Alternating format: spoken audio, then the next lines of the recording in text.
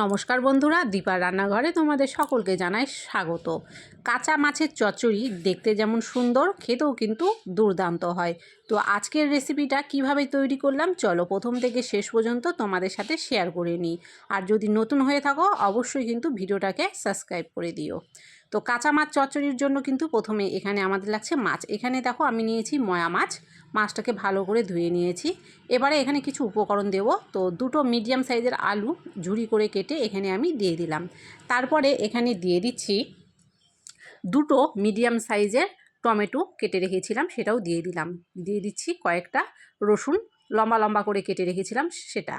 তারপরে দিয়ে দিলাম কাঁচা লঙ্কা চিড়ে, আর দিয়ে দিলাম দুটো মিডিয়াম সাইজের পেঁয়াজ কুচি। অবশ্যই পেঁয়াজটা একটু বেশি দেওয়ার চেষ্টা করবে, তাহলে কিন্তু এই চচ্চড়ির স্বাদ অনেকটাই বেড়ে যাবে। এবারে এখানটায় দিয়ে দেব স্বাদ অনুযায়ী লবণ। তারপরে দিয়ে দেব হলুদের গুঁড়ো। আর যেহেতু এখানে কাঁচা লঙ্কা দিয়েছি সেই জন্য গুঁড়ো লঙ্কাটা কম পরিমাণে ব্যবহার করব। তোমরা যদি ঝালটা একটু বেশি খেতে চাও অবশ্যই লঙ্কার গুঁড়োটা একটু বেশি দিতে পারো। তো আমি কাঁচা লঙ্কা দিয়েছি জন্য কিন্তু এখানে লঙ্কার গুঁড়োটা একটু কম দিলাম।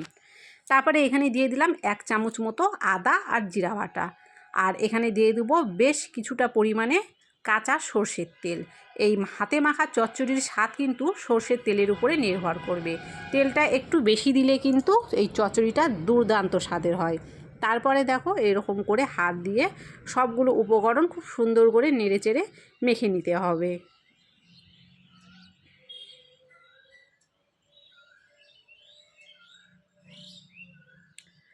সবগুলো উপকরণ দেখো এখানে খুব ভালো করে কিন্তু আমি মেখে নিলাম।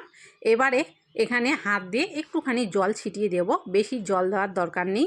এটাকে ঢেকে যেহেতু রান্না করব সামান্য জলেই কিন্তু এটা খুব সুন্দর করে রান্না হয়ে যাবে।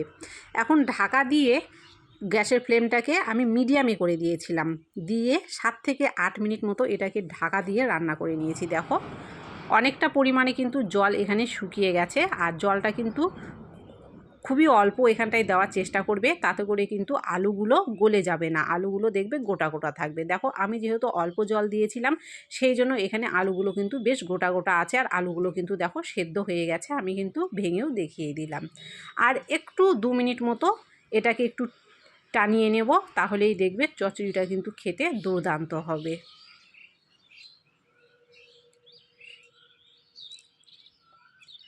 2 মিনিট মতো দেখো আরও খুব সুন্দর ভালো করে এটাকে টানিয়ে নিয়েছি। আর দেখতেই পাচ্ছ কড়াইয়ের গায়ে কিন্তু লেগে গেছে, আর এর মধ্যে যতটুকু জল ছিল সবটুকু জল কিন্তু শুকিয়ে গেছে। তো আমাদের চচ্চড়ি কিন্তু হয়ে গেছে, আমি এখানে নামিয়ে নিয়েছি। তো কাঁচা মাছের চচ্চড়ি তোমরা সহজেই এইভাবে বাড়িতে বানাতে পারো। এটা খেতে যেমন সুন্দর হয় দেখতেও কিন্তু দেখো কতটা সুন্দর হয়েছে। তো কেমন লাগলো অবশ্যই কমেন্ট করো, ভালো লাগলে অবশ্যই লাইক করো, পারলে ভিডিওটাকে শেয়ার করে দিও, আর চ্যানেলে নতুন হয়ে থাকলে চ্যানেলটিকে সাবস্ক্রাইব করে দিও।